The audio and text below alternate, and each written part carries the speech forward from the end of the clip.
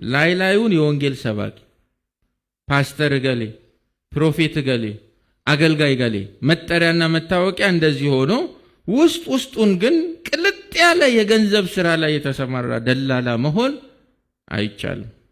የአንድ አገልጋይ እውነተኛነት የሚመዘነው ከገንዘብ ጋር ባለው ሪሌሽንሺፕ ነው። ይሄንን ለኔ ብለን መስማት አለብን። እየመጣ ያለው ዘመን ክፉ ስለሆነ ጳውሎስ እያላቸው ያለው ምንድነው? ባስመሳይነት የተሸፈነ ስስት፣ ባስመሳይነት የተሸፈነ ስግብግብነት ውስጥ ሆነን እንዳልሰራን ታውቃላችሁ። በድሮ እትም ደግሞ በማመካኛ የተሸፈነ ኤክስኪውስ የሚያቀርብ ለምንድነው ዘይቱን የምትሸጡት? ለዚህ። እሺ መጽሐፉስ? ለዚህ ነው። እሺ ቲሸርቱ ምን ያደርጋል? እሱ ደግሞ ለዚህ ነው። ጨውን ምን አመጣው? እሱ ደግሞ ለዚህ ነው። ማመካኛ እያቀረብን ወይም እያስመሰልን በጥቅስ በምናምን እያደረግን ሸፍነነው የሰራነው ስግብግብነትና ስስትኛ ጋር የለም እያላቸው እዚህ ጋር በጣም በጥንቃቄ እንድትሰሙ ይፈልጋሉ። የትኛውም በክርስቶስ ቤተክርስቲያን ውስጥ የሚደረግ የወንጌል አገልግሎት ከገንዘብ ጋር ተያይዞ የሚሰራን የምዝበራ ወንጀል፣ የማጭበርበር ወንጀል መሸፈን የለበትም። አገልግሎት የገንዘብ ኤክስፕሎይቴሽን ልብስ ሆኖ መቅረብ የለበትም። ስግብግብነትን ለመሸፈን ብለን አስመሳዮች ሆነን አልሰራንም የሚለው ይሄንን ነው። ኦኬ። በእነ ጳውሎስ ዘመን ከነበረው ባስመሳይነት ከተሸፈነው ስግብግብነት በእኛ ዘመን በሐሰተኛ መምህራን የሚሰራው ባስመሳይነት የተሸፈነው ስግብግብነት ይከፋል። በጣም ይከፋል። በእኛ ዘመን በወንጌል ሽፋን የሚሰራው የገንዘብ ብዝበዛ ረቀቅ ከማለቱ የተነሳ እስከ መኒ ላውንደሪ አድጓል። እስከ መኒ ላውንደሪ ማንም ስለማይለው እኔ መናገር አለብኝ ይሄን ጉዳይ። ከ2 ዓመት በፊት ይመስለኛል አልጀዚራ ላይ የተለቀቀ አንድ ጥሩ ዶክመንተሪ አለ። ጎልድ ማፊያ ነው የሚለው ርዕሱ። አይ ኖ አልጀዚራ የኳታር ነው። አፍሪካ ውስጥ ክርስትና እንዲያድግ አይፈልጉም ብላ 80 ገጽ ምክንያት መጻፍ ይቻላል። ፋክት ኢዝ ፋክት። ሰዎቹ የሚስጥር ካሜራ ልብሳቸው ላይ አድርገው አፍሪካ ውስጥ የተነሱ ትልልቅ ፎሎወር ያላቸው መልታይ ሚሊዮነር የሆኑ ነቢያትን ሰልለዋል። የስለላቸውንም ውጤት እነሆ የአፍሪካ ምስኪን ጴንጤ ሆይ ንቃ ብለው ሙስሊሞቹ አፖሎጀቲክስ ሰሩልን። ከዚህ በላይ እግዚአብሔር በምን ይናገረን? ቁጭ ብላችሁ ይዩት፣ ጥሩ ነው፣ ታተርፉበታላችሁ። እና እዚያ የጎልድ ማፊያ ዶክመንተሪ ዘጋቢ ፊልሙ ላይ ነቢያቶቹ ከከፍተኛ የመንግስት ባለስልጣን ጋር ኢንክሉዲንግ የሀገር መሪዎች ሳይቀሩ ከነሱ ጋር ኔትወርክ ፈጥረው የገንዘብ አጠባ ሙያ ውስጥ እንዴት የተካኑ እንደሆነ ነው ዶክመንተሪው የሚያሳይ። ከዚያ ውስጥ ተቀርጸው ጉዳቸው በሚዲያ ከወጡ ነቢያቶች መካከል አንዱ ኡበርት ኤንጅል የሚባለው የሆነ ጊዜ እዚህ አዲስ አበባ መጥቶ አዲስ አበባ አለኝ የምትላቸው ከህፃን እስከ ሽማግሌ አለኝ የምትላቸውን ሐሰተኛ ነቢያቶች ሰብስቦ እጅ ጭኖ መንፈሳዊ ተራክቦ ፈጽሞ ሄዷል ሰውየው። ከዚያ በኋላ ነው መሰለኝ እነኚህም ሰዎች በየቦታው ሆቴል እየከፈቱ አንዱ መኒ ላውንደሪ የሚሰራው እንደዚያ ነው። ከደሃው ህዝብ በስግብግብነት የተበዘበዘ ገንዘብ ህጋዊ ሰውነት እንዲኖረው የሆነ ጥቅስ የተለጠፈበት ሆቴል ሄደ ለህዝቡ ታሳየዋል። ይሄ ቃቃ ነው። ይሄን ትውልድ ያታልሉት ይሆናል። ሰውም በዚህ ደረጃ ላይ ነቃ ይችላል። how on earth አንድ በስሊፐር ሄደ የነበረ ነብይ በ10 ዓመት የቸርች ፕላንቲንግ ውስጥ 6-7 ሆቴሎች 6-7 ትልልቅ የንግድ ማዕከላት ሊኖሩት የሚችል ደግሞ ምንድነው ያስፈልገው? ለምንድነው እንዲኖሩ የተፈለገው? ምንድነው እንዲሰራ የታሰበው? ምንም አንዳንዴ ረቂቅ ዕውቀት ይመስላቸዋል። watch out፣ ተጠንቀቁ። ግዙፍ ገንዘብ ያላቸው ሐሰተኛ ነቢያት የሆቴል ስራዎች ውስጥ ተሰማርተዋል። አንዳንዶቹ ደግሞ የቀልዳቸው ብዛት ቸርች ውስጥ የሆነ ያቋቋሙት ዘርፍ አለ፣ የቢዝነስሜን ዘርፍ። እና እዛ የአገልግሎት ዘርፍ ውስጥ የምትገቡት ካፒታላችሁ ታይቶ ነው ወይ 500,000 እና ከዚያ በላይ ወይ 1 ሚሊዮን እና ከዛ አይቤት ቀል እነ ጸሎት ጓድ ተቀይረውልሃል። ዮሐንስ 2 ውስጥ ያለው የወንበዴዎች ዋሻ ዘበናይ ሆኖ መጥቷል። ምን ልሰሩ ነው? ለአገልጋዮች መኪና ለማስመጣት ነው። አረ ለአገልጋዮች መኪና ሊያስመጡ ነው። ቀጥሎስ ለቅዱሳን ሪል ስቴት ያስፈልጋቸዋል። ተውባክ እና የሪል ስቴት ኢንቨስትመንት ውስጥ ልንገባ የኛን ቸርች ባለጠጎች ሰብስበን እንትን ሲኢኦ፣ ጸሐፊ፣ አካውንታንት እንትን ብለን እየተሰራ ነው። ለመንግስትም እንደመጠቆም ያህል ነው ማወራው።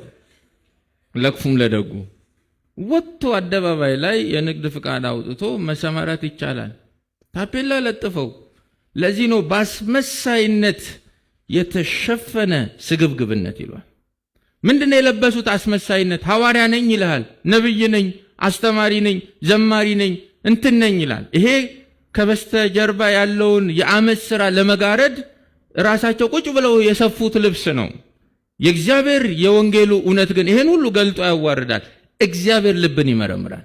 it's a matter of time። በክርስቶስ ቤተክርስቲያን ላይ ሰዎች እንደፈለጉ ሊጸዳዱ ይችላሉ። የቤቱ ባለቤት ግን አንድ ቀን ተነስቶ የሚቀጣውን ይቀጣል፣ ክብሩን ደግሞ ያስከብራል። ይሄን ደግሞ በትውልዶች ታሪክ ውስጥ አድርጎታል።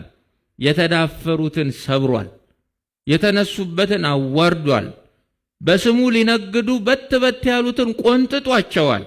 በሚገባ ክብሩን አሳይቷል። ዝም ማለቱ አለማወቁን አለማስተዋሉን አያስረዳም። በዚህ አይነት አመጽ ውስጥ የገቡ ሰዎችም ቶሎ ፈጥነው ንስሐ ገብተው መውጣት አለባቸው። አትሊስት በእኛ እድሜ ደረጃ ያለ ወጣት እየታዘባቸው ነው። አትሊስት የቃሉን እውነት መስማት ባይችሉ ማለት ነው። ለዚህ ነው ጳውሎስ ሰዎች ይላቸዋል ስግብግብነትን ልንሸፍን አስመሳይነትን ካባ አድርገን የመጣን የወንጌል አገልጋዮች አይደለንም። እንደዚህ የሚሰሩ አሉ። አሳይመንቱን ለእናንተ ተዋለው። ውስጠ ወይራ የሆነ ነገር ነው የሚያወራው። እናንተ ፈልጓቸው፣ እንደሚያሙን አይደለንም። እኛ ግን የእግዚአብሔርን እውነት እንደ ባለአደራዎች ክርስቶስን ምንሰብክ ነን ነው የሚለው። እግዚአብሔር እንዲህ ያለ ትውልድ ያድርገን። ገንዘብ ላይ ያላችሁ አቋም ምንድን ነው? ወንድሞቼ የመንግስቱ ሥራ ውስጥ ለመግባት እግራችሁን ከማንሳታችሁ በፊት የከበረው የወንጌሉ ሰባኪ ለመሆን ከመነቃቃታችሁ በፊት ዝና ላይ ያላችሁ አቋም እንዴት ነው? ገንዘብ ላይ ያላችሁ ሞቲቬሽን ምን ያህል በእግዚአብሔር ቃል የነጠረ ነው፣ የጠራ ነው? ለታዋቂነት ያላችሁ ልብ ምን ይመስላል? እውነትን አቴኒክ ውስጥ የመናገር ከሬጁስ አላችሁ ወይ? እሱን ሳትጨርሱ እግራችሁን አታንሱ። እውነተኛ መምህራን እዚህ ጋር ጳውሎስ እንደሚናገረው ጥቅም ለማግኘት ብለው ገንዘብን ለመሰብሰብ በደርቲ ሞቲቭ እየተነዱ አስመሳይነትን ለብሰው የተሰማሩ አይደሉም። ይህን እውነት ጳውሎስ ከሕይወት ተሞክሮ ይናገራል። በሁለተኛ ቆሮንቶስ ምዕራፍ 2 ቁጥር 17 ላይ ሁለተኛ ቆሮንቶስ ምዕራፍ 2 ቁጥር 17 ላይ እኛ እኮ ትርፍ ለማግኘት ብለን የእግዚአብሔርን ቃል ቀላቅለው እንደሚሸቃቅጡት እንደ ብዙዎቹ አይደለንም ይላል። እንደዚህ እኮ አይደለንም እኛ ይላል። ትርፍ ለማግኘት ጥቅም ለማግኘት አድቫንቴጅ ለመያዝ ብለው የእግዚአብሔርን ቃል ቀላቅለው እንደሚሸቃቅጡቱ እንደ ብዙዎቹ አይደለንም። ሐዋርያት ሥራ ምዕራፍ 20 ቁጥር 33 ሐዋርያት ሥራ ምዕራፍ 20 ቁጥር 33 የማንንም ብር ወይም ወርቅ ወይም ልብስ አልተመኘሁም ይላል። እነዚህ እጆቼ ለእኔና ከእኔ ጋር ላሉት በሚያስፈልገን ነገር እንዳገለገሉን እናንተ ራሳችሁ ታውቃላችሁ ይላል። እንዴት ግዘፍ ያለው ምስክርነት ነው! የማንንም ብር የማንንም ወርቅ የማንንም ልብስ አልተመኘውም። እነዚህ የምታያቸው እጆቼ ለእኔና ከእኔ ጋር ለሚሰሩት በሚያስፈልገን ነገር እንዳገለገሉ እናንተ ምስክሮች ናችሁ። ድንኳን እየሰፋ በወቅቱ ለሚመጡት አይሁድ ኢየሱስ እርሱ ክርስቶስ እንደሆነ ሊያሳምናቸው ይጥር ነበር። ማቴዎስ 10:8 ሙታንን አስነሱ፣ ጌታ ደቀ መዛሙርቱን ያዘዛቸው። ለምጻሞችን አንጹ፣ አጋንንትን አስወጡ፣ በነፃ የተቀበላችሁትን በነፃ ስጡ።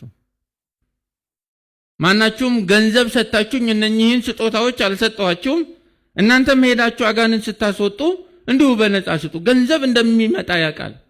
አጋንንትን ማስወጣት ገንዘብን አትራክት እንደሚያደርግ ጌታ ያውቃል። አስባችሁታል? ሙታንን ማስነሳት አሁን ዘንድሮ ቢሆን እኔ ብዙ ጊዜ የምጠቀመው ምሳሌ ያለ ይሄን ክፍል ሳስተምር በሰላም ጫካ ውስጥ ልዝናና ብላችሁ ወጣችሁ ስልካችሁን እቤት ጥላችሁ ማለት ሰውም የለም እንበል እናንተና የሆነ አንድ ሰው ብቻ መንገድ ሰውየው ሞተ። ከዛ በኢየሱስም ስትሉ ተነስቶ ቆመ። ምን ይሰማችኋል?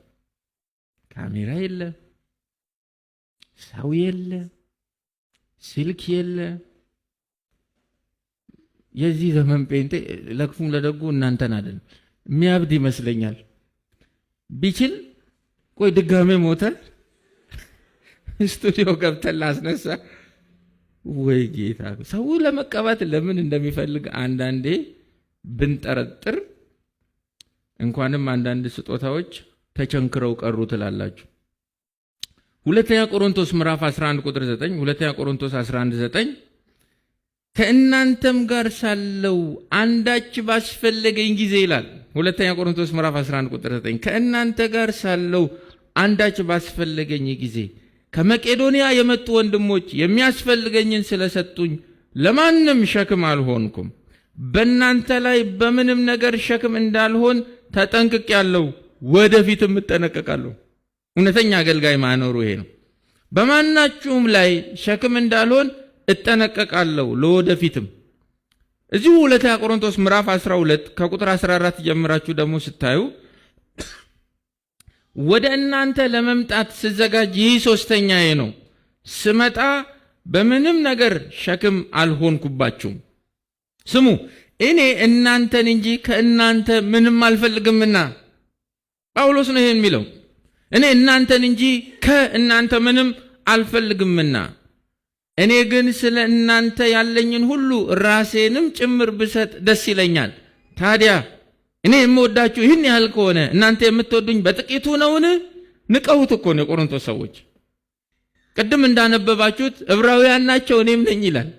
ለዚህ ከሆነ የሰማችኋቸው የአብርሃም ዘር ናቸው እኔም ነኝ፣ የክርስቶስ አገልጋዮች ናቸው፣ እንዳበደ ሰው ልበል እኔ እበልጣቸዋለሁ ይላል። ለዚህ ነው ወይ በጥቂቱ የምትወዱኝ ይላቸዋል። የሆነው ሆኖ ቁጥር 16 ሸክም አልሆንኩባችሁም። ነገር ግን ስሙ፣ ነገር ግን በተንኮልና በዘዴ ያጠመድኳችሁ ሳይመስላችሁ አልቀረም ይላል። እንደ አንዳንዶች ለመሆኑ ወደ እናንተ በላኳቸው ሰዎች አማካኝነት በአንዱ እንኳ በዘበስኳችሁን ይላል። ይህ ጸዳ አገልግሎት ነበራቸው። ከገንዘብ ጋር በተገናኘ ንጽህናውን የጠበቀ አገልግሎት ነበራቸው። ማንም ሊያማቸው አይችልም ነበር። በአካያ አካባቢ ይሄንን ትምክህቴን ማንም አይወስድብኝም ይላል። ሰፈር እየጠራ በዚህ አቅጣጫ ያለኝን ትምክህት ማንም አይነካብኝም ይላል ጳውሎስ። ወንድሞቼ በክርስቶስ ኢየሱስ ላይ ያለንን ትምክህት ከምናጣ ጳውሎስ እንዳለው ሞት ይሻለናል። በንጽህና የገንዘብ ንጽህና፣ የዝና ንጽህና፣ የታዋቂነት ንጽህና። አሁን ምድሪቷ የሚያስፈልጋት እንደዚህ አይነት ሰራዊት ነው። ለወንጌል ብቻ የወጣ ወደ ግራም ወደ ቀኝም የማያይ የክርስቶስ ደምቆ መታየት ብቻ ግቡ የሆነ አቋም ይዞ ጨርሶ የወጣ በእግዚአብሔር የፍርድ አደባባይ ላይ ኳሊፋይ የሚያደርግ እግዚአብሔር አፕሩቭ ያደረገው ወንድና ሴት ልጅ እግዚአብሔር ያርገን። ኦኬ። በሁለተኛ ነገሥት ምዕራፍ 5 ላይ ኤልሳ የሶሪያ የጦር መኮንን የሆነው ንዕማን ፈውስን ፍለጋ ወደሱ ሲመጣ ለምጻም ነው እንግዲህ ሊቀበለው አልወጣም። ከተማሪዎቹ አንዱን የላከበት ሂድና ዮርዳኖስ ወንዝ 7 ጊዜ ብቅ ጥልቅ በላለው። 50 ኪሎ ሜትር ነው የሚርቀው ከሰማሪያ ዮርዳኖስ ወንዝ። የአንድ ሀገር የጦር መኮንን ዛሬ አንድ ቸርች ቢመጣ ሁላችሁም ውጭ ነው የምትቆሙት። ቀይ ምንጣፍ ተነጥፎለት ነው አቀባበል የሚደረገው። ኤልሳ እንደዛ አይነት መልከስከስ ውስጥ አልገባም። ገንዘብ ላይ አልተልከሰከሰም። ሂዱና ንገሩት አለ። ተፈውሶ መጣ። ሰውነቱ እንዴት ሆነ ይላል። እንደ ሕፃን ገላ ሆነ ነው አለ የሚለው። እና ከመጣ በኋላ ንዕማን በሉ አውርዱ አለ፣ ብሩን ወርቁን ካህያ ላይ በሉ አራግፉልኝ አለ። መጣና ኤልሳ በፊቱ የቆምኩት ያው እግዚአብሔርን አልቀበልህም ባይዘይ ተብሎ ተጽፏል። ለዘመኑ እንግዳ የሆኑ ጥቅሶች አሉ ታውቃላችሁ። ለቅመን ማውጣት አለብን። አልቀበልም እግዚአብሔርን ጠርቶ ማለት ነው። ኤልሳ ገንዘብ ያስፈልገዋል ባይዘወይ የገዛ ተማሪዎቹን የሚያስቀምጥበት ወንበር የሌለው ነብይ ነው። ወንበር አለመኖሩ ብቻ አይደለም እኮ አንዳንዴ መጽሐፍ ቅዱስ ለምን እንደሚጽፍልን አላውቅም። የምንቀመጥበት ወንበር አተናል፣ ጫካ ሄደን ግንድ እንቁረጥ አሉት ተማሪዎቹ። እሺ ብሎ ሄደ አብሯቸው። አንዱ ይዞት የመጣው የተዋሰው ፋስ ነው። ቸርቹ የራሱ መፍለጫ ራሱ የለውም፣ የውሰት ፋስ ነው ያለው። የኤልሳን ቸርች ፋይናንሻል ኒድ 1-2 ብለን እናጥና ያለን እንደሆነ የሚጀምረው ከፋስ ነው፣ ከመጥረቢያ ይጀምራል። ስቶራው የላቸውም። እሷም ብሳ የሚቀመጡበትን ወንበር ለመስራት አንዴ ግንዱን ሲለው ተወርውሮ ውሃ ውስጥ ገባ። እሱም ብዙ ወዮ እያለ መጣ። ለምን ከራሱ አልፎ ቸርቹን ሊያስይዝ ይችላል ሰውዬ። ይህን ለምን እንደማይሰብኩን እኔ አላቅም። እና ጸልየ ብረቱ ምን ሆነ ይላል። አሁን እቺ ብቻ ናት የምትታወቀው ችግሩ። እና ሰው አያፍር ጉድ ውሃ ላይ ብረት ለማንሳፈፍ የሚያስቡት ነገር አለ። ከዛ ያው ብረት ስለማይንሳፈፍ የሆነ ነገር ይወጣል ይሉታል ከውሃ ውስጥ። ወይ ጉድ! ምንም ይወጣ ነገር እኮ የለም። ጌታ ኢየሱስ አሁን ለኤልሳ ይሄ ታምራዊ ምልክት ታምራት ከመሆንም በላይ የህልውና ጉዳይ ነው። እሱም ቸርቹም አደጋ ውስጥ ይገባሉ። ብረቱ አሱን ፖሲብል ወጥቶ ለሰው መመለስ አለበት። እዛ ውስጥ የተደረገው የሰው ነገር መመለስ ነው። ምንም ሌላ ታሪክ እኮ የለውም። በግድ ተንጠልጥለን ገብተን ቢዝነሴን የዋጠ ውሃ አረተው። ኤኒዌይስ ያስፈልገዋል ገንዘብ ለማለት ነው። አልቀበልህም ነው ያለው በፊቱ ይቆ ለምን? ቢኮዝ ይሄ ሰው ብዙ አማልክትን ነው የሚያውቀው። ፖሊቴይዝም ውስጥ ያለ ሰው። ኤልሳ ስጦታውን ከተቀበለው የእስራኤልን አምላክ ከጣዖታት አንዱ ነው የሚያደርገው። እንደዛ ከሚሆን አልፈልግም ብሎ ወንጌልን ሰበከው። በቃ ገርሞት ሄደ። አልፎም ለሀገሩም ንጉሥ ጭምር ልመና አቅርቧል። ቤተ ጣዖት ውስጥ አብሬው ስገባ እጁን አነሳለሁ፣ በዚህ ኃጢአት እኔም ረክሻለሁና እባክህ ጸልይልኝ ሁላ ብሎታል። እና ደስ የሚል ታሪክ ነው ያለው። እና ጊያዝ መጥቶ ነው ስቶሪውን ሁሉ አፈር ከደም ያበለው። እንዴት በአህያ የተጫነ ወርቅ ቸርች ደጃፍ ላይ ደርሶ እና ከፈውሱ ይልቅ አህዮቹን ነው እሱ የሚያየው ቁጭ ብሎ። አንዳንዱን ዲያቆን ጌታ ይገስጸው ቁጭ ብሎ አህዮቹን ያየው። ገባ ወርቅ ወጣ ወርቅ። ሃው ስራ ያስፈልጋል። ሮጦ ሄደ ይላል። እና እንግዶች መጥተውብኛል፣ ሐሳብ ቀይር ያለው የቅድሙን ነገር አምጣ ብሎሃል ኤልሳ። አያችሁ፣ ትምህርቱ ሲሳሳት ሰው ሞቲቭ ይረክሳል፣ የማታለል ኃጢአት ውስጥ ይገባል። እና ነጭ ሆኖ ወጣ ነው የሚለው። ለምጹ አንተ ላይ ይውጣ አለው። በቃ ብርን ወሰድክ፣ ለምጹን ተረክበ ሄድ። ቁርጠኞች ነበሩ። የብሉያትም የአዲስ ኪዳንም የእግዚአብሔር አገልጋዮች ቁርጠኞች ነበሩ። ገንዘብ መጥቶ አልጣላቸውም። ኖ ነበር ያሉት። ድህነትን የመረጡት። ወንጌል ከሚነቀፍ አንፈልግም፣ እዚያው በደጅ ይቅር ነው ያሉት። ኦኬ። ጳውሎስ እንደ እውነተኛ አገልጋዮች ከላይ ለጻፈልን የሱና የጓደኞቹ ምልልስ እንደ ምስክር የሚጠራው እግዚአብሔርን ነው። እግዚአብሔር ምስክራችን ነው። እንዴት አይነት ቦልድነስ ነው! ምንም አንሸማቀቅም። ተቀበላችሁንም አልተቀበላችሁንም በምንለው ነገር እውነተኞች እንደሆንን ምስክር ነው። እግዚአብሔር ምስክር ነው። ተሰሎንቄዎችን ታውቃላችሁ እናንተም ይላቸዋል። ወደ ታች ወርዳችሁ ብታጠኑ በእናንተ መካከል እንዴት ባለ ቅድስና እንደተመላለስን ታውቃላችሁ። ነቀፋ በሌለው ህይወት እንደተመላለስን ታውቃላችሁ። above all ከዚህ በላይ ግን እግዚአብሔር ምስክራችን ነው። እውነተኛ አገልጋይ ሰዎች ስለ አገልግሎቱ ከሚሰጡት ምስክርነት ይልቅ እግዚአብሔር ስለ አገልግሎቱ የሚሰጠው ምስክርነት ያቆመዋል፣ ያነሳሳዋል፣ ያነቃቃዋል። የኔና የናንተ አገልግሎትስ ነው እውነተኛ ነው ወይ? የኔና የናንተ አገልግሎትንስ እግዚአብሔር ይመሰክርለታል ወይ? የጌታን ፊት ፈገግ ያሰኛል ወይ አገልግሎታችን? ለማገልገልም ላለማገልገልም ጊዜያችንን ለመስጠትም ጊዜያችንን ለእግዚአብሔር ላለመስጠትም ምክንያት የሆነን ነገር ምንድነው? ቅዱስ ነው ወይስ የረከሰ ነው? ሞቲቫችን እግዚአብሔርን ያስከብራል ወይ? መነሻ ሐሳባችን መጽሐፍ ቅዱሳዊ ነው ወይ? ወንጌል እኛ ጋር አደራ ነው ወይስ ፕሮፌሽን ወይስ ዝና ማትረፊያ ነው? የቀረን ዕድሜ ከኖር ነው አይበልጥም። በቀረን ዕድሜ ጌታ እንዲከብርበት ተዘጋጅተናል ወይ ነው። እንጸልይ።